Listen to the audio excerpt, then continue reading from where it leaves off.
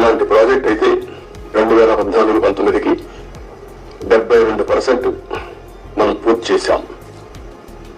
అయితే నేను డీటెయిల్స్ ఈరోజు పోవడం లేదు, మెరిట్స్ మళ్ళీ మాట్లాడతాను. కానీ బాధంతా ఏంటంటే ఆ డేట్స్ కూడా మీకు మళ్ళీ ఇస్తాను నేను, మీరు కూడా స్టడీ చేయాలి. ఈ రాష్ట్రంలో ప్రతి ఒక్కరు కూడా అర్థం చేసుకోవాల్సిన అవసరం ఉంది. ఒక వ్యక్తి రాజకీయాలకి ఉండదగ్గ వ్యక్తి కాని వ్యక్తి రాజకీయాల్లోకి వచ్చి రాష్ట్రానికి ఒక శాపంగా మారి, ఎందుకు నేను ఈ మాట వాడుతున్నానంటే ఇది ఒక ఉదాహరణ. పోలవరం కేస్ స్టడీ ఇలాంటి చాలా జరిగాయి. అతి పెద్ద తప్పు కాదు, తప్పు కంటే కూడా ఒక శాపంగా మార్చేశారు రాష్ట్రానికి. మామూలు కాదు ఇది, క్షమించరాని నేరం కూడా.